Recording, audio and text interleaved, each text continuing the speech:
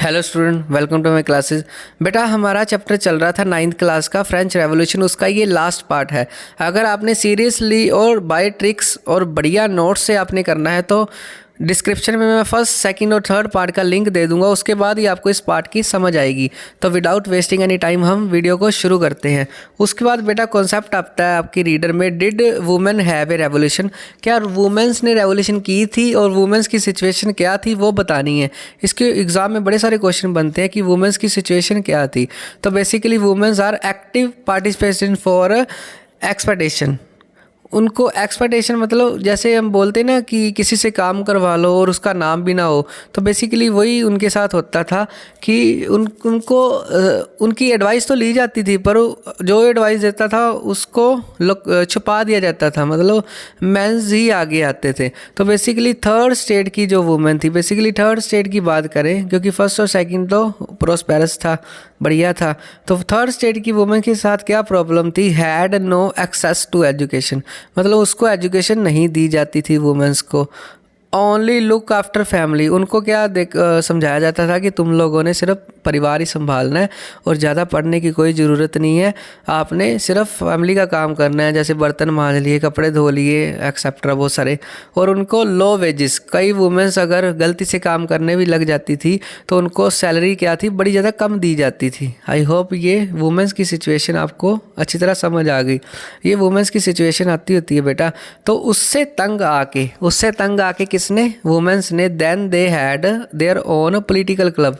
ये एग्जाम में बड़े क्वेश्चन आते होते हैं कि वुमेन्स ने फ्रांस सोसाइटी में कौन कौन से पॉलिटिकल क्लब बनाए थे। तो उन्होंने बेसिकली दो इंपॉर्टेंट बनाए थे आपके सिलेबस के अकॉर्डिंग। फर्स्ट है द सोसाइटी ऑफ रेवोल्यूशनरी और सेकंड है रिपब्लिक वुमेन्स।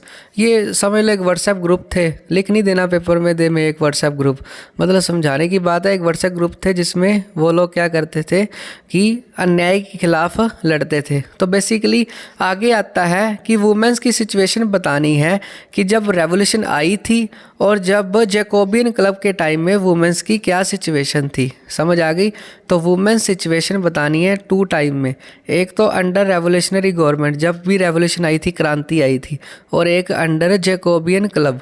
तो बेसिकली रेवोल्यूशन में वुमेन्स की सिचुएशन अच्छी थी और जैकोबियन क्लब के अंडर वुमेन्स की सिचुएशन बुरी थी। तो बेसिकली क्या था उसमें, तो फर्स्ट हम करते हैं उसके रेवोल्यूशन के बारे में कि जब रेवोल्यूशनरी गवर्नमेंट थी तब क्या थी वुमेन्स की situation. Schooling were made compulsory for girl, मतलब स्कूल्स बना दिए थे, कंपल्सरी कर दिए थे कि आप पढ़ो। फर्स्ट पॉइंट है। उसके बाद सेकंड पॉइंट है no marriage against their will. एक बार सॉरी मैं आपको दिखाता हूँ जूम करके। तो दूसरा पॉइंट ये है कि एक मिनट, दूसरा पॉइंट ये है कि no marriage against their will, उनकी इच्छा के मतलब अगर उनकी नहीं इच्छा तो कोई बात नहीं, ना शादी करो। तो थर्ड पॉइंट है डिवोर्स वर मेड लीगल। हाँ जी, अगर कोई लड़की दुखी अपने पति से तो क्या कर सकती थी, उससे तलाक ले सकती थी, वो लीगल बना दिए थे। फोर्थ है women could now trained for job. Women's को जॉब के लिए प्रेरित किया गया कि जॉब्स के लिए आप ले सकते हो। कहाँ पर? ओनली रेवोल्यूशनरी गवर्नमेंट, याद रखना, क्वेश्चन आता होता है। तो लास्ट है also run small business. Women's business भी चला सकती थी। तो आई होप ये वाले पॉइंट्स अभी अच्छे वाले आपको समझ आ गए। अब देखते हैं कौन से वाले, कि जैकोबियन क्लब आपको पता ही रीजन ऑफ टेरर माना जाता था, उसके टाइम पीरियड में क्या हिसाब था under Jacobin club. Situation during region of terror के अकॉर्डिंग क्या थी? Many prominent women were arrested. Prominent का मतलब होता है जो मेन वुमेन्स हैं, जो लीडर वुमेन्स हैं, उनको अरेस्ट किया जाता था। अगर कोई वुमेन्स अपने अन्याय के खिलाफ लड़ती थी उसको अरेस्ट किया जाता था। बैड सिचुएशन फॉर वुमेन, कि वुमेन्स की सिचुएशन बड़ी ज़्यादा बैड थी। अब यहाँ पर हमने पढ़ा है बैड सिचुएशन, यहाँ पर गुड क्या थी वो सारी मैंने डिस्कस कर ली ये पॉइंट्स में। तो बेसिकली लास्ट में 1946 में फ्रांस में वुमेन्स को राइट्स मिल गए थे। ठीक है, इसको याद रखने का तरीका, उसके अगले साल ही इंडिया आज़ाद हो गया था, मतलब इंडिया के आज़ाद होने से एक साल पहले वुमेन्स को फ्रांस में वोटिंग राइट्स मिल गए थे। आई होप यहाँ तक आपको समझ आ गया।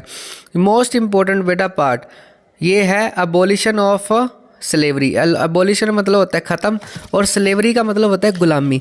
उस समय पता है क्या होता था, लोगों को किडनैप करके ना बाहर बेचा जाता था और उससे गुलामी करवाई जाती थी। तो पेपर में कॉन्सेप्ट आता था ट्रैंगुलर स्लेव ट्रेड के ऊपर। ये क्या था, 3 जगह थी, आपने याद रखनी है, 1 2 3। मैं आपको जूम करके दिखाता हूँ, वेट। 3 जगह पर क्या किया जाता था, लोगों को किडनैप किया जाता था और बेचा जाता था काम कराने के लिए। तो ट्रैंगुलर स्लेव क्या थी, पेपर में कॉन्सेप्ट आता है। एक जगह है नेटेट्स, NANTES, और बोर्डेक्स, एक जगह है जिसके 2 पॉइंट्स हैं। उसके बाद एक आपने सुना होगा अफ्रीका, और दूसरा अमेरिका। यहाँ से क्या किया जाता था बेसिकली, इस जगह से कौन सी जगह से, ये नेटर्स एंड बोर्डेक्स से लोगों को खरीदा जाता था, बेचा जाता था, उसको कभी अफ्रीका भेज दिया जाता था, कभी अमेरिका, फिर यहाँ से। मतलब ये ट्रायंगल बन रही है इन सभी देशों के बीच। तो ट्रायंगुलर गुलामी, ये बड़ा बुरा काम किया जाता था, जिससे लोगों को सारी उम्र गुलाम रखना पड़ता था, गुलाम बनना पड़ता था। ठीक है, एक बार किडनैप हुए फिर उसके बाद गुलाम बना के रख लो। तो अंडर जैकोबियन क्लब और नेशनल असेंबली जब अच्छे थे, उन्होंने स्लेवरी को अबोलिश कर दिया था। अबोलिश मतलब ख़त्म कर दिया था। तो कॉन्सेप्ट ये आता है, स्लेवरी को फ्रांस में दोबारा किसने चलाया, जिसके पास लास्ट में पावर आ गई थी, कौन था, बट री इंट्रोड्यूस मतलब दोबारा से चलाई गई, किसके द्वारा, नेपोलियन बोनेपार्ट के। तो लास्ट में नेपोलियन ने फिर से चला दी। वो कैसे, हम 10th में, आपका फर्स्ट चैप्टर है उसमें रीड करेंगे, पहले आप 9th क्लास कर लो। तो लास्ट में क्या होता है, but at last slavery finally abolish in France. कब ख़त्म हुई थी, 1848 में अंत हो गया था स्लेवरी का, गुलामी का। ठीक है, नेपोलियन के बाद। उसके बाद आता है रेवोल्यूशनरी एवरीडे लाइफ। ये लास्ट स्लाइड है आपकी, ये देखते हैं इसमें क्या है। तो basically revolutionary and everyday life with revolution के साथ ना लोगों के मन में लिबर्टी की भावना आ गई थी और इक्वालिटी की। लिबर्टी मतलब आज़ादी की, इक्वालिटी मतलब हम इक्वल रहना चाहते हैं। एबॉलिशन ऑफ सेंसरशिप ख़त्म हो गई थी। सेंसरशिप का मतलब होता है कि राजा अपने खिलाफ मीडिया में कुछ नहीं सुन सकता। ठीक है, मीडिया में मतलब कुछ नहीं सुन सकता, वो ख़त्म हो गई थी। आजकल हम मीडिया में अपने PM के खिलाफ कुछ भी बोल सकते हैं अगर वो गलत है तो old region versus new region. Old region में क्या थी, किंग की सेंसरशिप थी, और न्यू रीजन मतलब जो नया समाज था आजकल के, declaration of right for man and women, women's और मैन को राइट मिलते हैं आजकल। Freedom of speech and expression मतलब अपने भावों को हम पेश कर सकते हैं। रेवोल्यूशन किसके द्वारा लाई गई थी उस समय फ्रांस में, बाय प्रिंट मतलब प्रिंटिंग्स करके, छाप के, और प्लेज किए जाते थे, नाटक, सॉन्ग लिखे जाते थे देशभक्ति के, एंड फेस्टिवल मनाए जाते थे ताकि लोगों को लार्ज नंबर में अट्रैक्ट किया जा सके कि वो भी अपने देश में वो क्या लेके आए, रेवोल्यूशन लेके आए। आई होप यहाँ तक आपको चैप्टर अच्छी तरह समझ आ गया। बेटा आपको अगर समझ आ गया तो like, share and comment, subscribe my channel. एक इन्फॉर्मेशन, अगर आपने ये नोट्स लेने हैं तो डिस्क्रिप्शन में मेरे लिंक हैं, आप मेरे विदाउट माई लोगो और विद माई लोगो भी ले सकते हैं नोट्स। उसके बाद लास्ट में एक कॉन्सेप्ट रह जाता है हमारा कंक्लूज़न। ये बड़ा इंपॉर्टेंट है। कंक्लूज़न में क्या आ जाएगा, नेपोलियन के बारे में। नेपोलियन के पास लास्ट में हमने देखा था कि पावर आ गई। कंक्लूज़न में है about Napoleon Bonaparte, crowned as emperor मतलब कब उसको सिंहासन मिला, 1804 में। और नेपोलियन को एक टाइटल दिया गया है, कौन सा, कंसीडर ए मॉडर्नाइज, मॉडर्न तरीके से उसने यूरोप बना दिया था। उसने क्या क्या काम किए थे, उसने 3 काम किए थे। तो बेसिकली सबसे है प्रोटेक्शन ऑफ प्राइवेट प्रॉपर्टी। उसने प्राइवेट प्रॉपर्टी को प्रोटेक्शन दे दी थी, मतलब अब राजा अपनी मर्जी से किसी भी जगह को हड़पेगा नहीं, वो उस बंदे की रहेगी। सेकंड उसने क्या किया था, uniform weight system and measurement were introduce. उस समय ना वेट करने में और मेजरमेंट करने में बड़ी चीटिंग की जाती थी, और उसने क्या किया, इस चीटिंग को सही कर दिया। तो लास्ट में डेसिमल सिस्टम इंट्रोड्यूस। अब हम देखते हैं ना 2.5 किलोग्राम भी होता है तो उसके हम पैसे देते हैं 0.5 के भी। उस समय क्या होता था, पॉइंट सिस्टम नहीं था, बट नेपोलियन के आने से ये पॉइंट सिस्टम भी आने लग गया, जिससे लोगों को पूरा सामान मिलना शुरू हो गया। तो बेसिकली आई होप यहाँ तक आपको वीडियो अच्छी लगी। तो आफ्टर पावरफुल, जब उसको पावर मिली किसको, नेपोलियन को, तो उसने क्या किया था, कॉन्क्योर किया था। कॉन्क्योर का मतलब होता है कब्जा करना। ये नेपोलियन है आफ्टर पावरफुल ऑफ, एक बार मैं आपको जूम करके दिखाता हूँ, वेट। तो आई होप यहाँ तक आपको कॉन्सेप्ट अच्छी तरह समझ आ गया। ये नेपोलियन है, तो नेपोलियन ने पावरफुल होने के बाद बहुत सारी यूरोपियन कंट्री के ऊपर अपना कब्जा कर लिया ताकि उसकी पावर बढ़ सके। तो लास्ट में क्या हुआ, लास्ट में कि नेपोलियन हार गया। नेपोलियन कैसे हारा ये आपको 10th में पता चलेगा, ये तो सिर्फ कंक्लूजन है। बट डिफीटेड एट वाटरलू एक जगह का नाम है। कब?